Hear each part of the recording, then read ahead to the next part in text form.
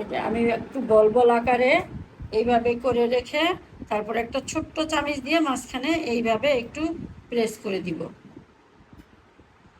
একটু গোল হওয়ার জন্য একটু প্রেস করে দিব। একটু দূরে দূরে দিতে হবে, নয়তো ফুলে একটার সাথে আরেকটা লেগে যাবে। এই কয়টা আমি চুলায় করে দেখাবো। এই কয়টা আমি গোল করে রেখে এইভাবে কাঁটা চামচ দিয়ে জোরে একটু প্রেস করে নিব, একটু জোরে নিচের দিকে চাপ দিতে হবে।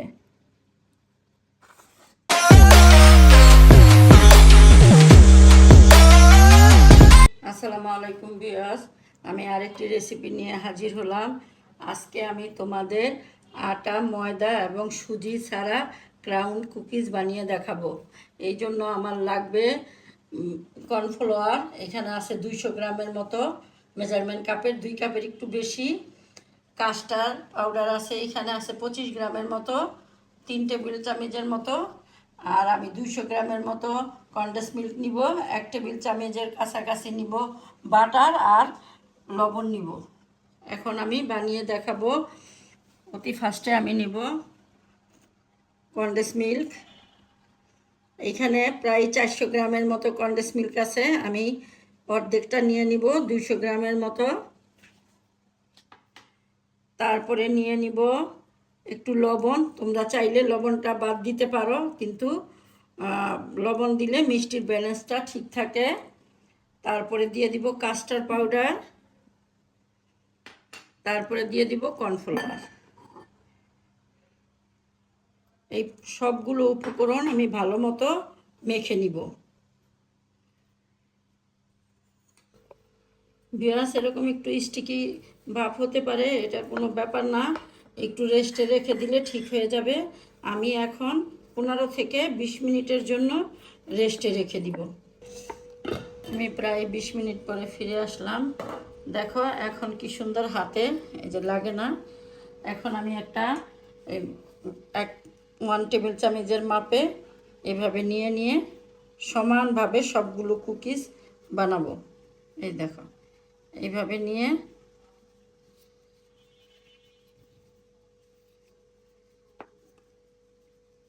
তারপরে 2 হাত দিয়ে এইভাবে দিয়ে এভাবে চেপে, তোমরা কাঁটা চামিচ বা এই যে এরকম স্টিক দিয়ে এরকম গোল গোল করে দিয়ে এই একটু ডিজাইন করার জন্য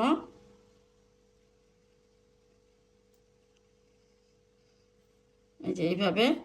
তারপরে আমি এই উঠিয়ে এইখানে একটা মোল্ডে, এই কেক বানানোর মোল্ডে আগেই বাটার পেপারে আমি হালকা তেল মেখে রেখেছি, তারপরে এইভাবে বসিয়ে দিব।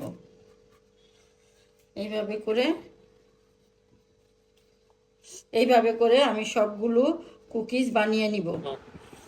এটা আমি একটু বল বল আকারে এইভাবে করে রেখে তারপর একটা ছোট্ট চামিচ দিয়ে মাঝখানে এইভাবে একটু প্রেস করে দিব,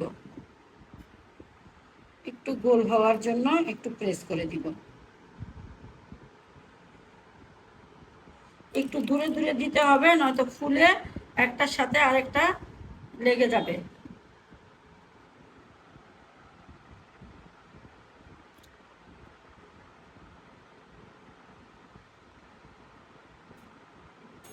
এখন আমি ওভেনে দিয়ে দিব।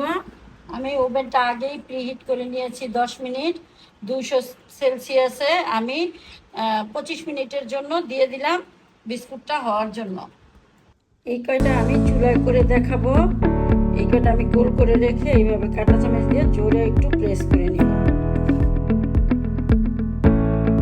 একটু জোরে নিচের দিকে চাপ দিতে হবে।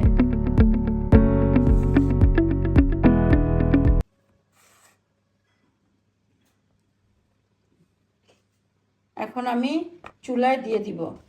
হাঁড়িটা আমি আগে থেকেই 10 মিনিট প্রিহিটে রেখেছি।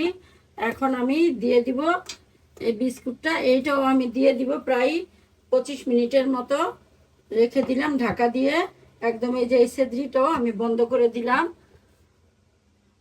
25 মিনিট পরে আমি ফিরে আসবো।